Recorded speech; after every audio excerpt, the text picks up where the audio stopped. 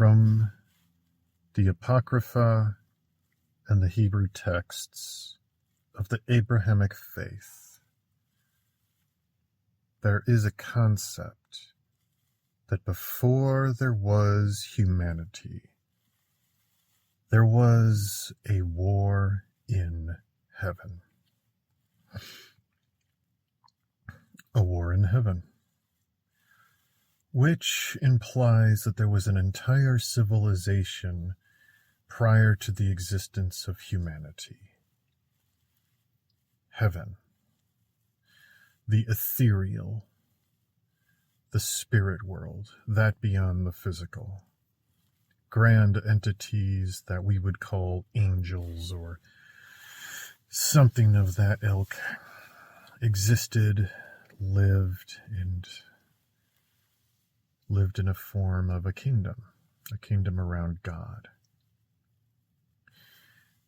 And from that kingdom came Lucifer, the morning star.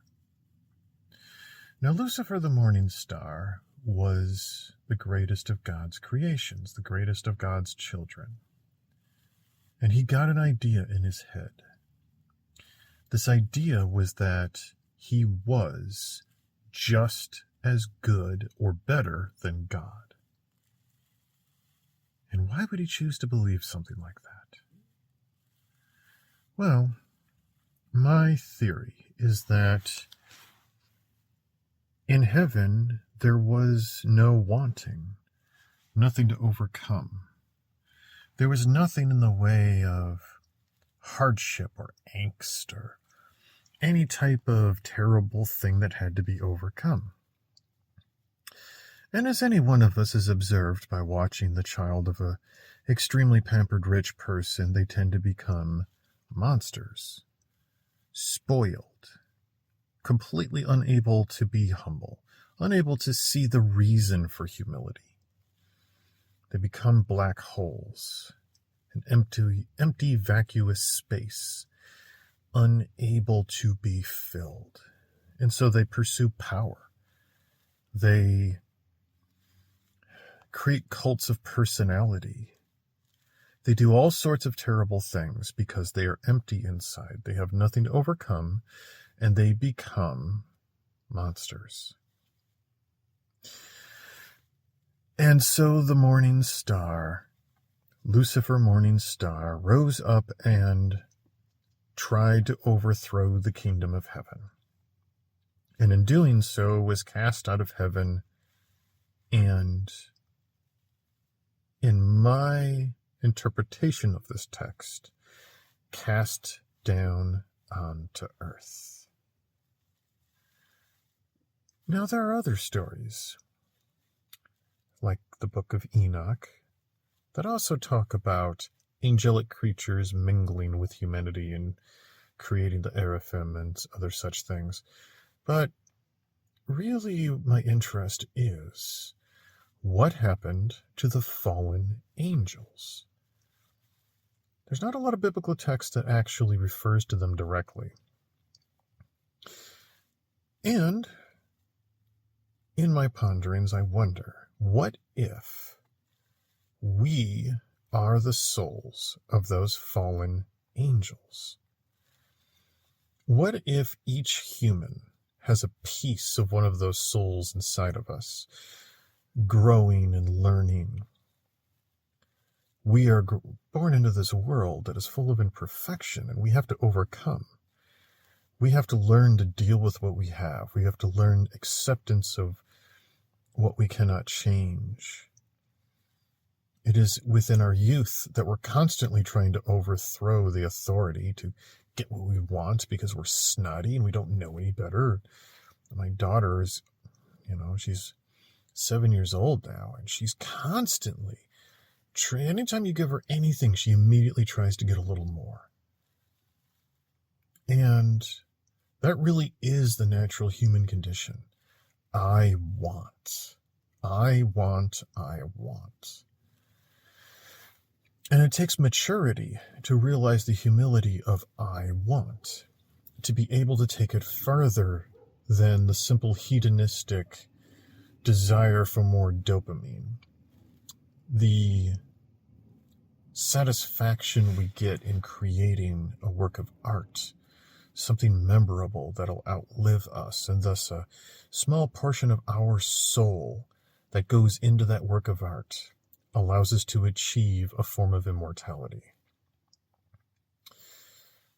The world is a school for the soul. It is a place for us fallen angels to be humbled by the severe limitations of who and what we are. In this shell, entropy will wear away at everything I am, everything I make, everything I think and do and see and experience within this lifetime. All of it will eventually be destroyed. And some are overcome by this. They become nihilists, overwhelmed by the threat of oblivion, and unable to stand up, unable to carry on or continue. Or they decide that there is no purpose to existence and therefore everything should be eradicated. And then they go on a school shooting and try to destroy the future. But nihilism is the worst thing we could possibly fall into, because nihilism believes that there is no future, that we are not becoming something greater, that we are not evolving, that we are not learning, that this world around us is no different than it was 1,000 years ago. And if you look into the complex structures of everything that exists around us, there is wonder in how complex it is. The evolution of the device I am speaking into right now, the smartphone. The smartphone, I got my first smartphone when I was about 31 or 32 years old. That is, for 30 years, the smartphone did not exist for me. And now, it's an extension of me. I use it for everything, every single day. I wake up and I pick up my smartphone. It is my companion throughout my day. It entertains, it records, it educates. I take pictures and videos. I watch YouTube videos and I listen to the great speakers of our world. I listen to the shapers of reality as they try to convince me of whatever is in their minds. This device, this is the Library of Alexandria. All of the great philosophers that talked about the heightened enlightenment and how humanity would eventually rise above these simple physical forms into the ideal of a more expressive self, that we would have the ability to share our knowledge across the world and communicate without just speaking words to the person next to you. That is the internet. The most incredible invention in human history. And I will say that. The internet is the most incredible invention of human history. The world after the internet is a different world. Every thought, every pondering, everything, it's here online. Our ability to seek out the opinions and mindsets of people on the opposite side of the planet are as easy as pick up device, click button, type in phrase, read, listen, explore. There is nothing that humanity has created that is as incredible as the internet. It is a new stage of human evolution, and we need to use it correctly, because the world is a school for the soul. You are only here for a short period of time, and then your soul will leave this body and move on to another form. I don't know what that form is going to be. Maybe I'll come back to this world for another spin. Or maybe I'll go somewhere else. That is the marvel of being a limited human. I do not have the ability to experience and know things beyond what my five senses can do. I have a sixth sense that's kind of okay, but not all that developed. But here it is, letting us know that there's more out there than what we're simply seeing around us. It is important that we listen to that part of ourselves. It is important that we listen to the gurus who tell us that the superficial reality of materialism is really not all that important. Once you've got a certain amount of material comforts, and you're not panicking and you're not worried about paying the bills, and you have a certain level of structure underneath you, your mind has space. It has processing power to ponder all of the realities around us. And it's one of the reasons why so many very smart and well-off people get really, really into world-shaping events. Climate change and racism and sexism and the critical theories and the religions of the world and the ponderings of the spirit. You only really have time for that kind of thing when you're not worried about starving to death. And it's one of the best ways to make the world better. If you want to make the world less polluted, you got to get as many people out of poverty as possible, because, people who are not impoverished, who have a better life, as a whole, we start caring about things like other people and the planet.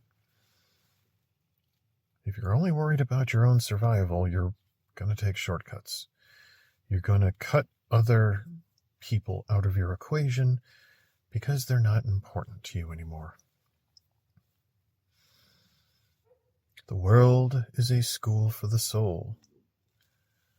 Read your history and have enough humility to realize that it can happen here.